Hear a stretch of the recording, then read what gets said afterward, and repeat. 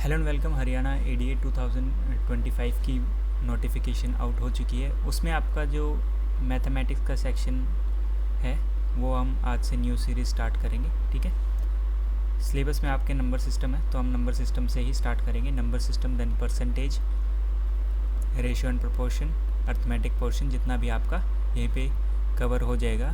Free batch है ये, ठीक है, यूट्यूब पे सारी क्लासेस आपके लिए हर रोज़ हुआ करेंगी। ठीक है, कोई भी कोर्स वगैरह परचेज़ करने की आपको ज़्यादा ज़रूरत नहीं पड़ेगी, इसी से आपका सफिशिएंटली हो जाएगा। तो चलो स्टार्ट करेंगे हम नंबर सिस्टम से। नंबर सिस्टम में सबसे पहली बारी आती है कि नंबर्स क्या होते हैं। ठीक है, संख्या जिन्हें हम बोलते हैं, कितने टाइप की होती है। ठीक है, तो जो नंबर्स होते हैं हमारे पास दो टाइप के होते हैं। कौन कौन से? एक होते हैं रियल, एक होते हैं इमेजिनरी। ठीक है, रियल जो हम डे टू डे लाइफ में जिनका हमसे सामना होता है, और इमेजिनरी वो हैं जो काल्पनिक है, मतलब एग्जिस्ट नहीं कर सकता। लेकिन अगर जैसे इसको बता ही देता हूँ मैं, इमेजिनरी को होता क्या है, अगर रूट के अंदर आपका माइनस आ जाए, जैसे -4 है, ठीक है, तो रूट के अंदर माइनस आना पॉसिबल नहीं है, क्योंकि अगर कोई भी स्क्वायर नंबर होगा ना, किसी भी चीज़ का स्क्वायर है, जैसे 2 का स्क्वायर है कितना होता है 4, हमेशा पॉजिटिव होगा। क्यों? स्क्वायर का मतलब होता है कि दो नंबरों का मल्टीप्लाई और दोनों एग्जैक्ट सेम नंबर होंगे। ठीक है, अब मान लो ये तो प्लस के 2 थे, अगर -2 × -2 होगा तो भी आपका 4 आएगा। नेगेटिव आपका कभी नहीं आ सकता। लेकिन अगर नेगेटिव आ जाए तो हम इसको लिखते हैं, जैसे इसको मिटा लेते हैं, एक सेकेंड।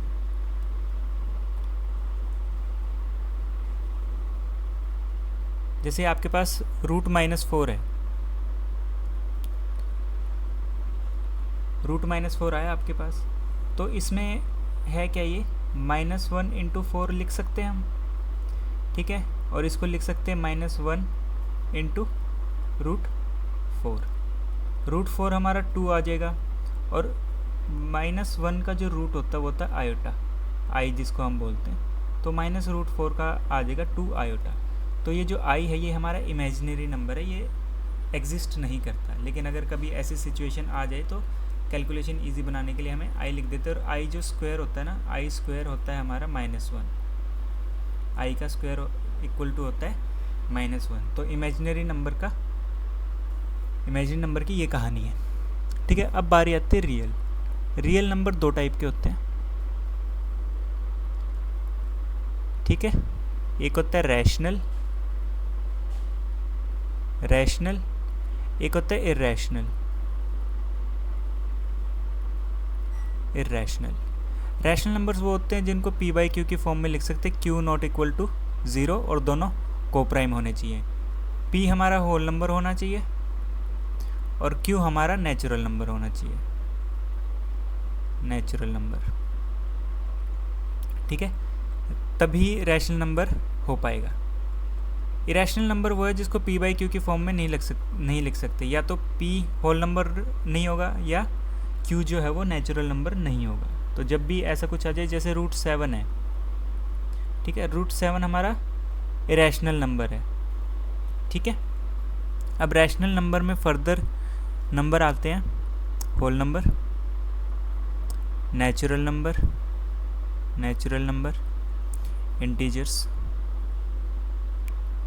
इंटीजर्स। ठीक है, इन्हीं के सब पार्ट में होते हैं प्राइम नंबर और कंपोजिट नंबर। प्राइम नंबर का एक पार्ट होता है, एक तो कोप्राइम होते हैं, कोप्राइम, और एक नंबर होता है हमारा ट्विन प्राइम। ठीक है, ये पूरा नोट कर लेना, वीडियो पॉज करके हम आगे बढ़ते रहेंगे। ठीक है, टाइम वेस्ट नहीं करेंगे। तो सबसे पहले आती है बारी होल नंबर्स की। होल नंबर्स हमारे स्टार्ट होते हैं 0 से, 0, 1, 2, 3, ये जाते जाएंगे हमारे इन्फिनिटी तक। फिर बारी आती है नेचुरल नंबर्स की। नेचुरल नंबर हमारे स्टार्ट होते हैं 1, 2, 3, ठीक है, ये जाता जाएगा इन्फिनिटी। ये थोड़ा फास्ट कर रहा हूँ क्योंकि ये चीज़ें आपको लगभग पता होंगी, ठीक है। जो नहीं पता वो आप नोट करते रहना। फिर बारी आती है इंटीजर्स। इंटीजर्स हमारे नेगेटिव इन्फिनिटी से लेके फिर -3, -2, -1, 0, 1, 2, 3 ये जाता जाएगा इन्फिनिटी तक। ठीक है, फिर बारी आती है प्राइम नंबर की। प्राइम नंबर वो होते हैं जिनके सिर्फ 2 फैक्टर्स होते हैं, ओनली 2 फैक्टर्स। फैक्टर्स का मतलब होता है वो नंबर जो उस नंबर को डिवाइड कर दे। ठीक है, फैक्टर्स वो होते हैं, मान लो 2 है तो 2 को कौन कौन डिवाइड कर सकता है, एक तो 1 कर सकता है, एक 2 कर सकता है। तो 1 और 2 के फैक्टर्स हैं। जैसे इसके सिर्फ 2 फैक्टर है तो 2 हमारा जो आ जाएगा हमारा प्राइम नंबर आ जाएगा। ठीक है, फिर बारी आती है कंपोजिट नंबर की। कंपोजिट नंबर ये होता है मोर देन 2 फैक्टर वाला,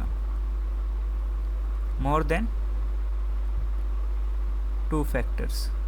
ऐसा नंबर जिसके 2 से ज़्यादा फैक्टर हो। जैसे 4 है, 4 किस किस से डिवाइड हो जाते हैं, एक तो 1 से हो जाते हैं, एक 2 से, एक खुद से। तो इसके कितने फैक्टर आ गए, 1, 2, 3, 3 फैक्टर आ गए। तो जो 4 है हमारा वो कंपोजिट नंबर है। ठीक है, अब प्राइम नंबर के बारे में और जानेंगे हम। होता क्या है प्राइम नंबर।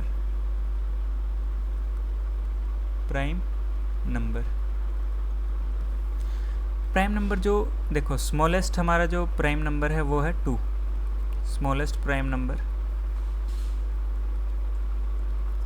वो है 2। ठीक है, अब प्राइम नंबर कौन कौन से हैं, 2 है, 3 है, 5, 7, 11, 13, ठीक है, 17, 19, देन 23, 29, 31, देन 37, 41, 43 ऐसे चलते जाएंगे। ठीक है, अब 2 और 3 को अगर हम छोड़ दें तो उसके आगे जितने भी प्राइम नंबर हैं, जितने भी, अगर हम उसको उन प्राइम नंबर को 6 से डिवाइड करेंगे, डिवाइडेड बाय 6, तो जो रिमाइंडर होगा, वो या तो 1 होगा या 5 होगा। जैसे मान लो 6 का टेबल लिखो आपको सारी चीज़ें क्लियर हो जाएंगी। 6, 12, 18, 24, 30, 36, देन 42। अभी यहाँ तक लिखते हैं, इससे एक छोटा एक बड़ा, ऐसे नंबर लिख लो। ठीक है, +1 -1।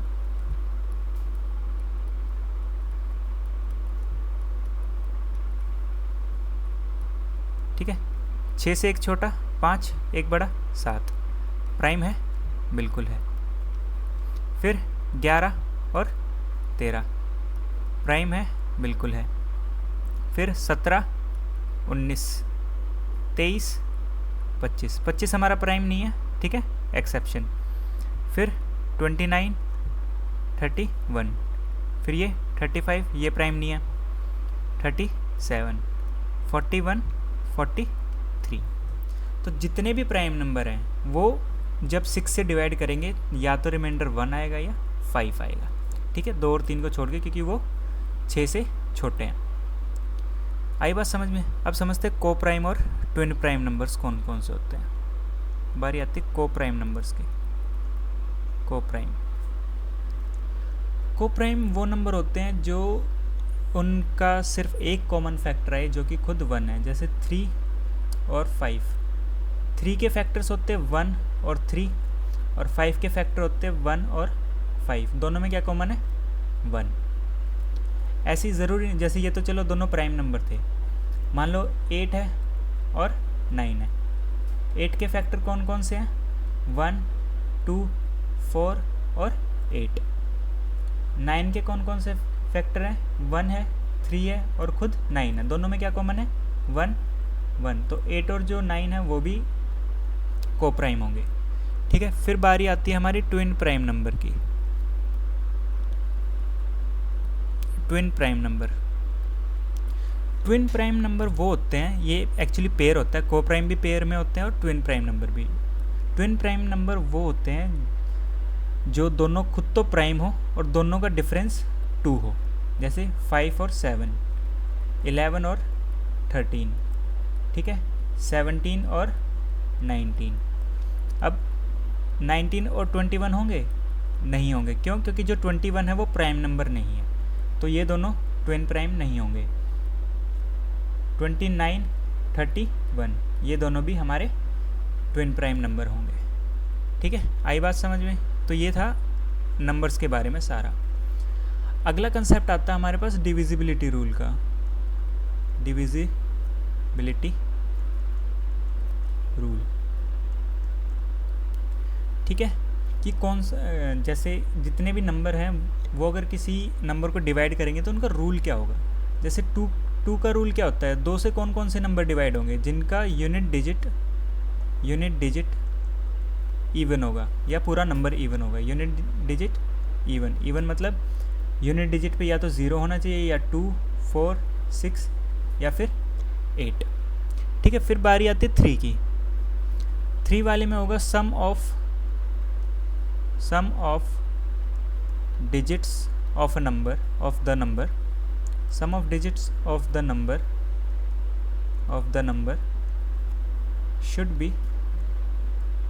should be divisible by 3। जैसे 18 है, 18 3 से डिवाइड होता है? बिल्कुल होता है। अब अगर हम ये रूल इस पे चेक करें तो क्या आएगा? 1 + 8 कितना आ गया? 9 3 से डिवाइड होता है। कोई बड़ा नंबर होगा? 4 5 5 4 8 1।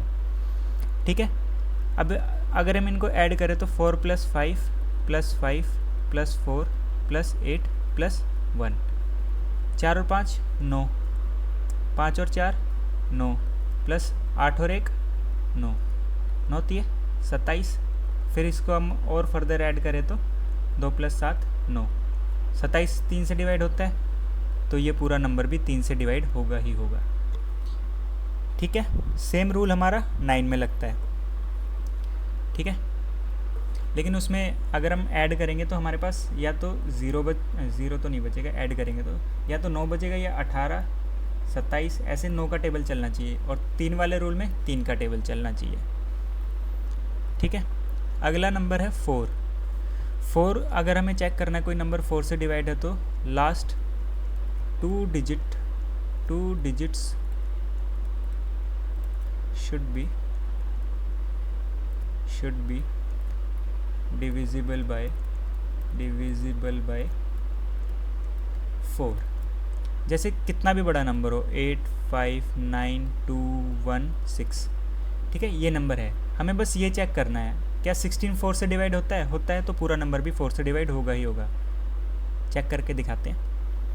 4 2 ज़ा 8, 0 5 आया, 4 1 ज़ा 4 1 9, 4 4 ज़ा 16 3 2 8 32, बचा कितना? 0, ऊपर से 1 आएगा, 0 लगेगा, फिर 6 आएगा, 4 ज़ा 16, हो गया पूरा डिवाइड। तो बस हमें ये चेक करना है, अगर ये 4 से डिवाइड होता है तो पूरा नंबर भी हमारा 4 से डिवाइड हो जाएगा। Getting my point? नेक्स्ट, फिर बारी आती है 5 की। 5 में जो यूनिट डिजिट है, यूनिट डिजिट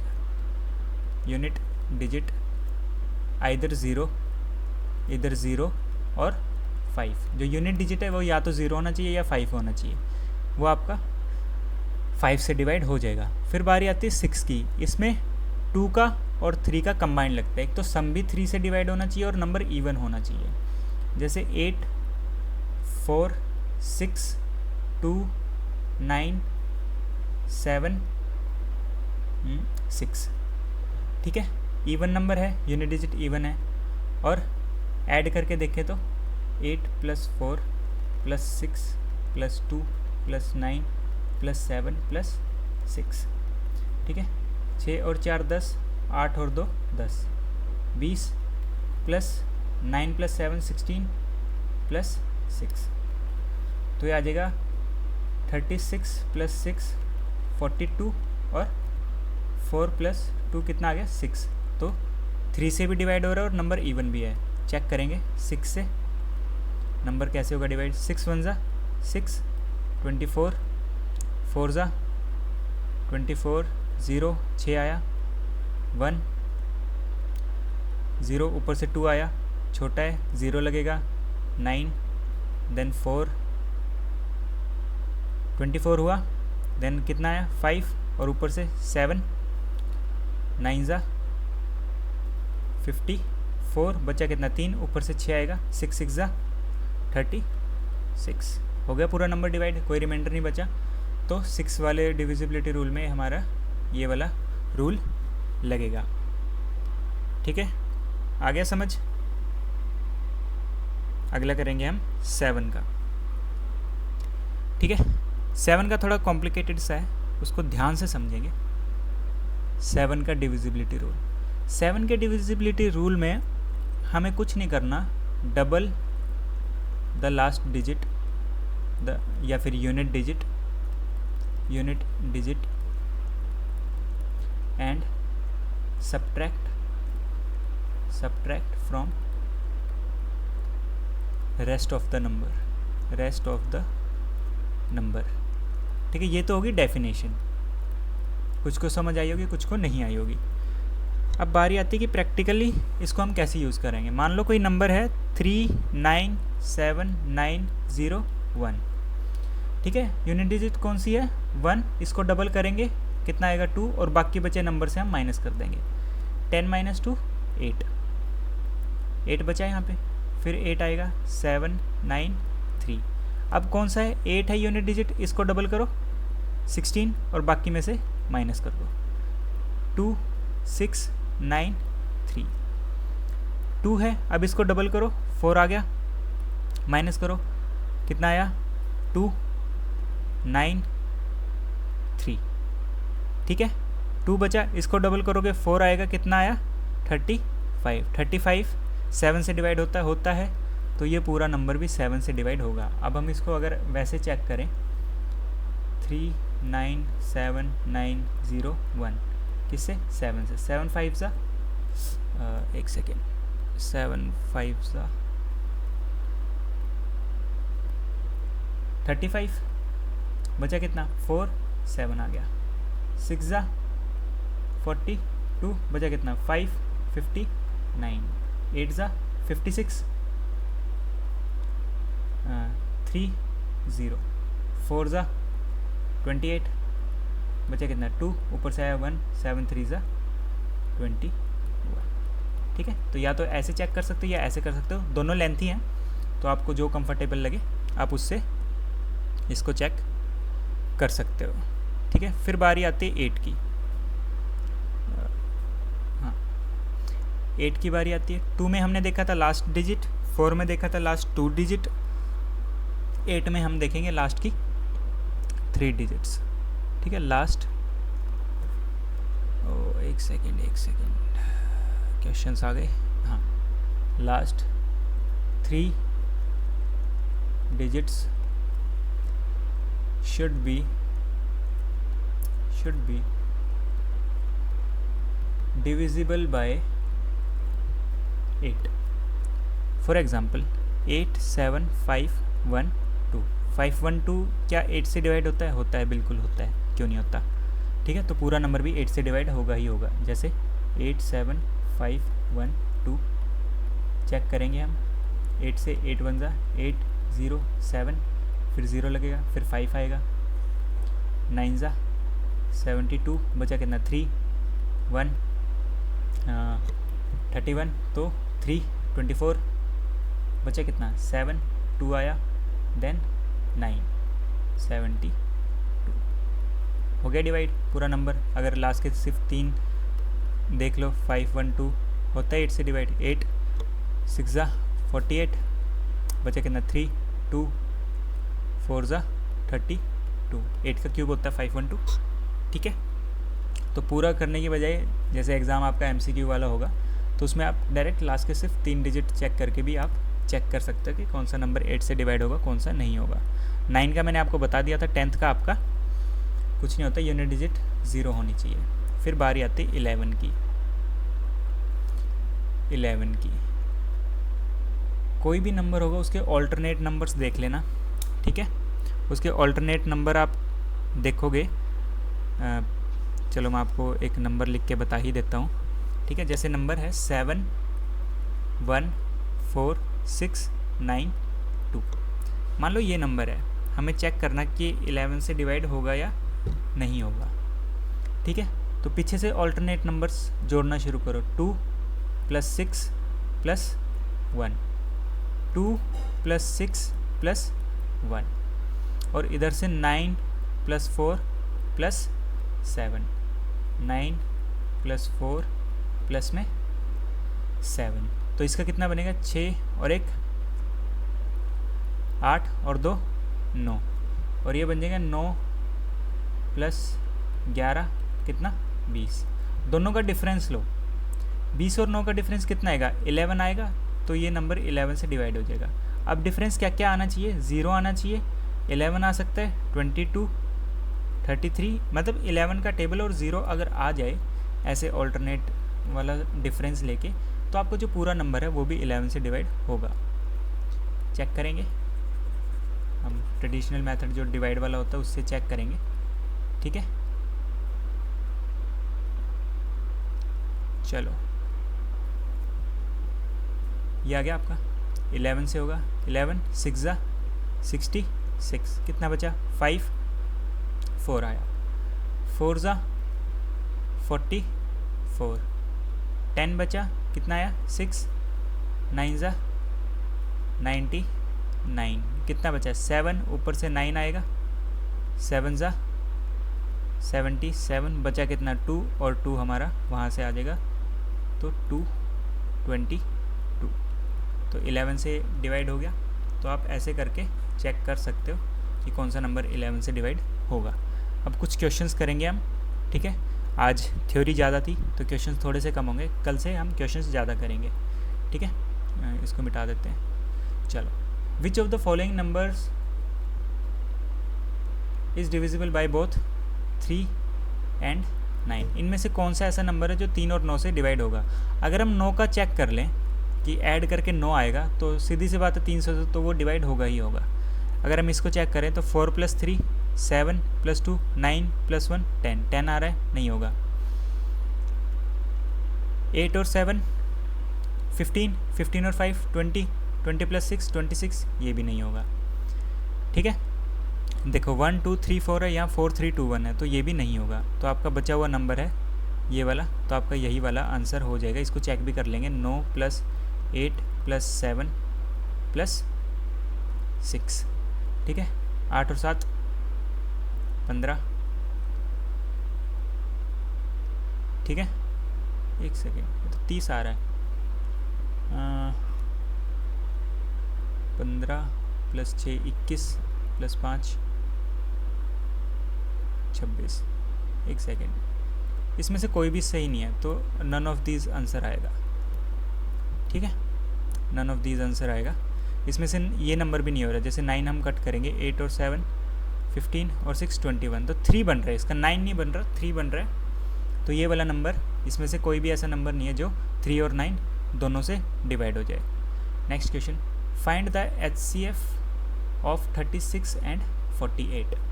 ठीक है, HCF क्या होता है? हाईएस्ट कॉमन फैक्टर, ऐसा फैक्टर जो सबसे बड़ा हो और दोनों को कट कर दे। इसको निकालने के लिए हम क्या करेंगे? 36 के फैक्टर लिखेंगे और 48 के फैक्टर लिखेंगे। ठीक है, उसमें से जो कॉमन होगा वो हमारा आंसर आ जाएगा। जैसे 2 से कट करेंगे 18 आएगा, फिर 2 से कट करेंगे 9 आएगा, फिर 3 से तो 3 आएगा, फिर 3 से 1 आएगा। तो इसके फैक्टर्स हो गए 2 × 2 × 3 × 3। अब अगर हम इसको करें तो ये जाएगा 2 से तो आएगा 24, फिर 2 से करेंगे तो 12 आएगा। ठीक है, फिर 2 से करेंगे 6 आएगा, फिर 2 से करेंगे तो 3 आएगा और 3 1 आएगा। ठीक है, एक सेकेंड रुकना, इसको थोड़ा सा साइड में लिख लेते हैं।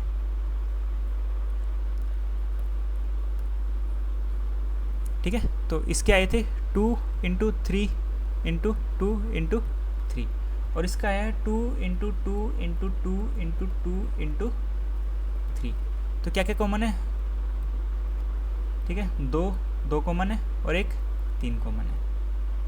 ठीक है, तो इन तीनों को हम मल्टीप्लाई कर लेंगे। 2 × 2 × 3 कितना आया? 2 2 ज़ा 4 3 ज़ा 12, तो 12 हमारा करेक्ट आंसर हो जाएगा। वैसे आप ऑप्शन से भी कर सकते थे, जैसे 6 से दोनों डिवाइड हो रहे हैं, ठीक है, ये हो सकता है, 24 से 48 हो रहा है, 36 डिवाइड नहीं हो रहा है। 18 से 36 डिवाइड हो रहा है, 48 नहीं हो रहा, लेकिन 12 से 36 भी डिवाइड हो रहा है और 48 भी हो रहा है। तो दो ऑप्शन थे 6 और 12 जिससे दोनों डिवाइड हो रहे थे और हमें हाईएस्ट कॉमन फैक्टर बड़े वाला देखना था, तो 12 हमारा करेक्ट आंसर हो जाएगा। ठीक है, next question, which of the following is an irrational number. Irrational number पूछ रहा है, मैंने शुरुआत में एग्जांपल दे दिया था √7। अब बाकी क्यों नहीं हो सकते, ये p/q की फॉर्म में है, p हमारा होल नंबर है, 5 हमारा नेचुरल नंबर है, इसकी वैल्यू हमारे पास 4 आती है। ठीक है, और ये होता है 1/3। ठीक है, तो 1/3 होगा, तो जो 1 है वो होल नंबर है और 3 जो है वो नेचुरल नंबर है। ठीक है, नेक्स्ट, वैसे होल नंबर और नेचुरल नंबर की डेफिनेशन नहीं होगी, इंटीजर मान लो इनको। ठीक है, इंटीजर,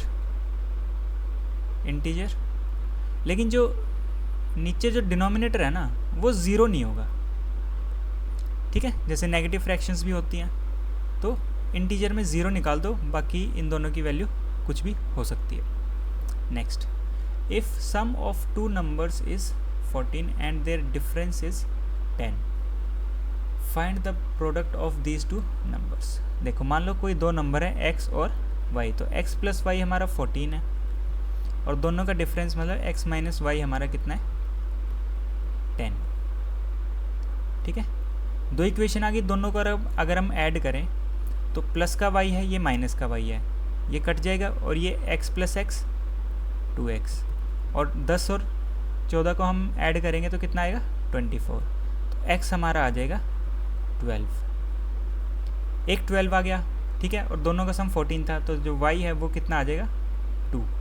दोनों का प्रोडक्ट पूछा है, तो 12 × 2 = 24। Next, the sum of place values of 3 in the number 503535। अब एक कंसेप्ट आता है प्लेस वैल्यू का और फेस वैल्यू का। प्लेस वैल्यू और आपकी फेस वैल्यू। फेस वैल्यू जो आपका नंबर दिया होता है उतनी ही होती है, जैसे 3 दे रखा था तो उसकी फेस वैल्यू 3 ही होगी। प्लेस वैल्यू इसमें पूछा हुआ है कि 503535, इसमें 2 3 है, एक ये 3 है, एक ये 3 है, इसकी प्लेस वैल्यू पूछी है। कुछ नहीं करना, नंबर होगा ना जहाँ पे 3 लिखा है वहाँ 3 लिख दो और उसके आगे जितने नंबर हैं उतनी 0 लगा दो। ठीक है, यहाँ पे इसकी प्लेस वैल्यू कितनी हो जाएगी, 3, और इसके आगे कितने नंबर है, एक ही है, तो 0 लगा दो। अब इन दोनों का सम पूछा है, तो 3000 + 30, तो 0 3 0 3, तो 3030 इसका आंसर आ जाएगा। Next, what number multiplied by 48 will give the same product as 173 multiplied by 240। जब हम 173 और 240 को मल्टीप्लाई करते हैं तो सेम आंसर आएगा जितना एक नंबर को और 48 को हम मल्टीप्लाई करते हैं। तो अगर हम इसको दोनों साइड से 48 से डिवाइड कर दें तो हमारे पास x की वैल्यू आ जाएगी।